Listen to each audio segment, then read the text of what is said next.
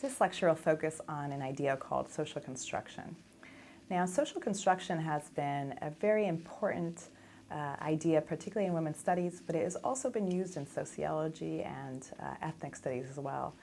And what does social constructionism mean? It basically means, how does society assign meaning or value to social categories? So how do we construct the category of men and women, for instance?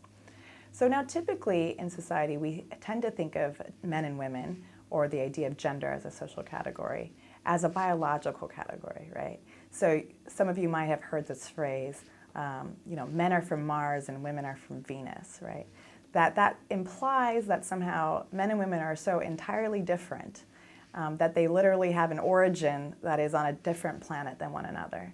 This really illustrates, one, that men and women are so distinctly different that we could not have much in common. Number two, that we biologically are destined to be this way, incompatible in many ways.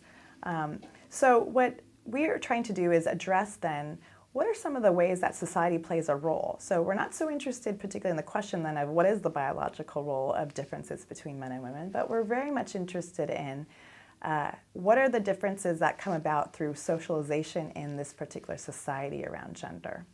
So one way that we can really distinctly see this difference particularly is in the treatment of babies. So now babies at birth, in terms of being boys or girls, share way more in common than they would ever share, than be different. So they cry a lot, they sleep a lot, they need a lot of nurturing and care. And so, but what's interesting about babies at the same time, they are distinctly gendered very specifically at birth.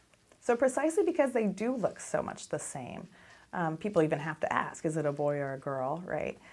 That there is an unease or discomfort with the ability to distinguish, who is a boy and who is a girl. So there's a hyper-marking in particular of the gender of babies. So we'll see boys adorned in signified clothes that represent masculinity, right? So we'll see boy babies wearing jerseys, footballs on their shirt, things that will then indicate, right, that we, upon first examination, we clearly know that that is a boy baby.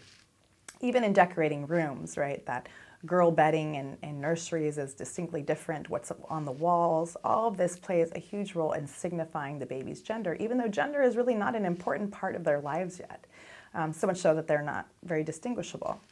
So researchers have found this very compelling as a really interesting site then to then isolate the way that gender is assigned meaning in society that is irrelevant or irrespective of the biological makeup of babies.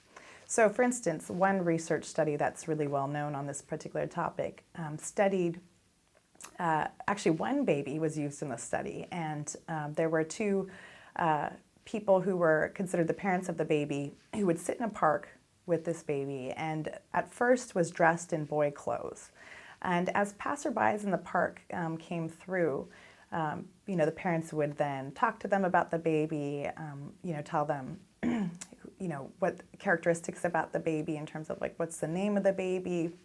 The baby was clearly definitively in this kind of typical gender clothes of what was a boy. And what the researchers found is that there was a completely entirely different treatment of that baby when it was seen as and visualized as a boy compared to what they performed in the second half of the study, which is they used the same baby, but then dressed the baby in pink and stereotypically gave it, a girl name, and invited also passerbys to come by, talk to the baby, engage the baby. And so the differences were very interesting because it was the same baby, it was just dressed differently. But what they found was that people would comment very differently and interact with the baby based upon the identification of whether that baby was a boy or a girl. So one thing they found was that when engaging the baby when they thought it was a boy, people would oftentimes comment on how athletic the baby was, but even though the baby was only a few months old, how athletic can you be?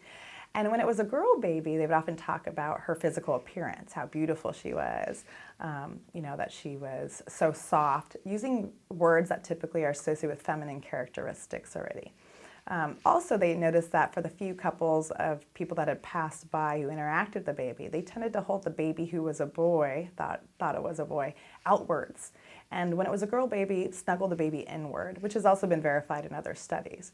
So in this instance, this illustrates the social construction of gender in many ways. One is that we have the same baby, but being treated entirely different based upon the kind of perceived gender of the baby.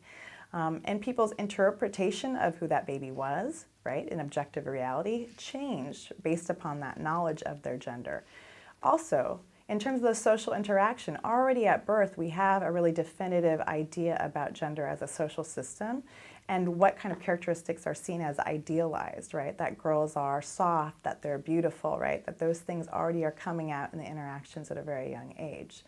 So this troubles the notion that gender is purely a biological characteristic, but in fact society has a lot to do with the meaning that is assigned to that category. Another example of the way that gender is a social category is also in the way that people, what we call doing gender, the way people do gender or perform gender. So what does that mean?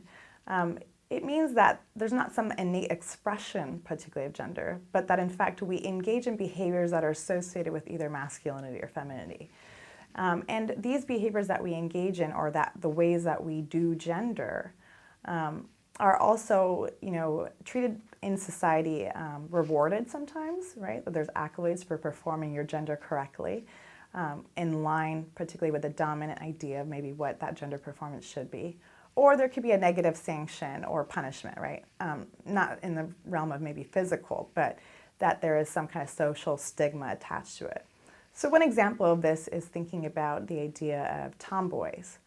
So when girls are very young and they are maybe too physical or athletic, they might be labeled a tomboy. So literally that little girl becomes, she can't even be a girl, right? That she can only be a boy. She's somehow displaying characteristics that can only be thought of as associated with boys or masculinity in society. And let's say we have a continuation of that idea, that as girls grow up and let's say they play sports in high school, oftentimes are maybe teased for being lesbian. So there is somehow a devaluation of their sexuality. They cannot be straight and want to play basketball, soccer, etc. That they somehow must also then be rendered unfeminine by their like of what's typically a man's domain or a masculine institution such as sports. So those kind of ideas, and also the kind of idea that one is then a lesbian is somehow an attack too on one's sexuality, because it's not desirable to be a lesbian society, right? It's an attack on their femininity as well. So we consider these social negative, sanctions for performing gender in ways that are untraditional or non-conforming, maybe to dominant ideas of gender in society in particular.